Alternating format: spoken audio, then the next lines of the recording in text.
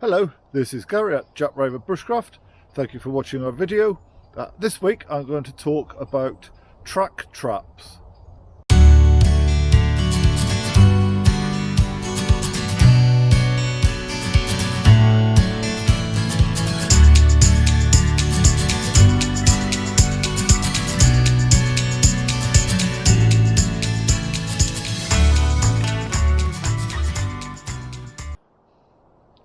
The longer I've been practicing bushcraft, the more the realization has hit me that an understanding of the natural world is incredibly important. So understanding the plants that are around us, the fungus that's around us, understanding the animals that are around us. So this deep understanding of natural history, about understanding all of those other living forms that we share the environment with. So the wildlife which we share the woods with leave clues behind them to let us know of their presence, and one of those clues is going to be the actual prints they leave behind, so the actual footprints they leave in the ground.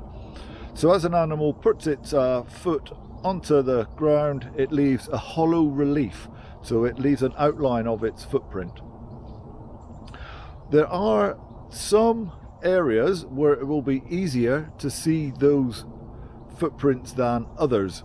So with practice, you can walk through the woods and spot these with relative ease. When you're first starting out, it can be a little trickier.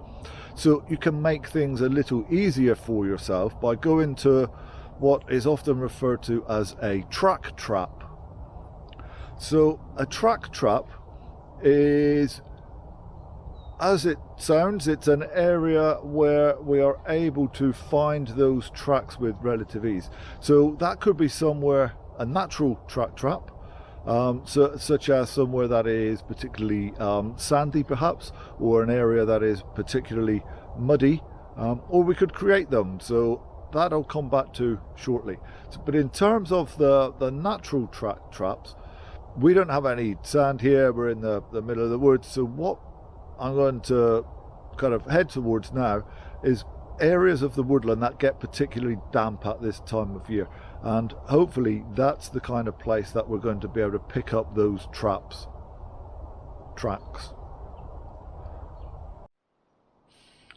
So I am along a particularly damp part of the ride. So this is the main ride that runs through the centre of our woodland, and I've got a couple of tracks down on the ground in front of me here. So I'm just going to rearrange the camera a little bit so that we can see those. So we have two dog prints in the mud here. One of them I know was Willow because I watched her do it about 5 minutes ago.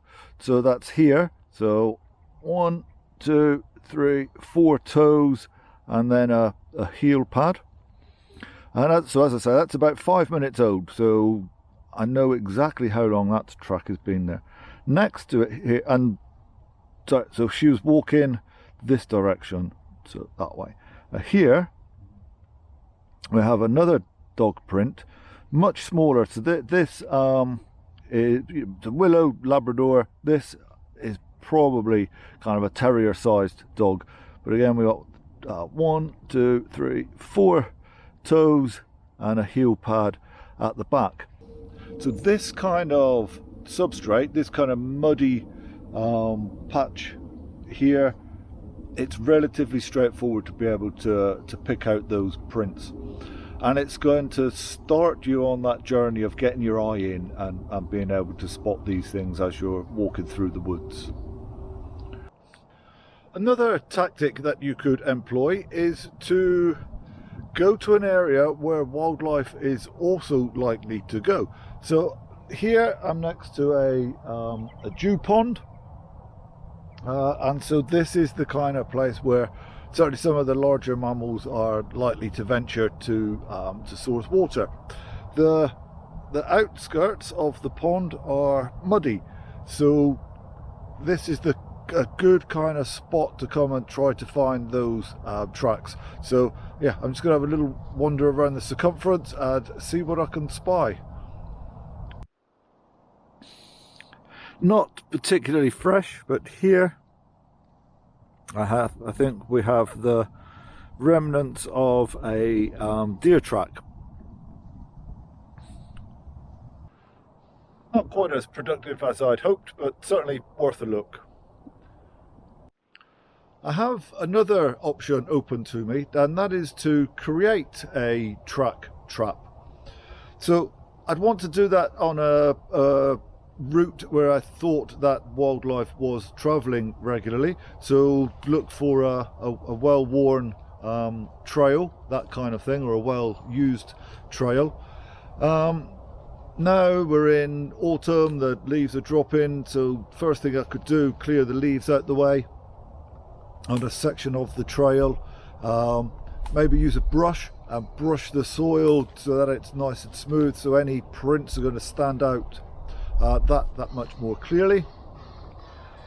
I could take that a stage further, take some sand out into the woods, and again, get the leaves cleared back out the way, certainly at this time of year.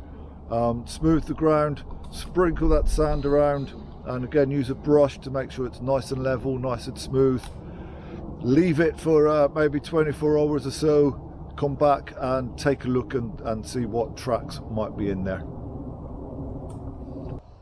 When it comes to recognizing and identifying animal tracks, there are no shortcuts. You just have to put the time in, but there are some things that you can do to make the task that little easier. And so going to natural track traps or creating your own track traps is going to help you to be able to spot these tracks and to identify what animal has made them. So as a learning aid, it is a useful thing to do. I hope that is of use to you, something that you can take with you on your own bushcraft adventures. I will do my best to get some more content out next week. You'll make sure you don't miss out on that by subscribing either to our blog or to our YouTube channel, either of which are Jack Raven Bushcraft. In the meantime, take care.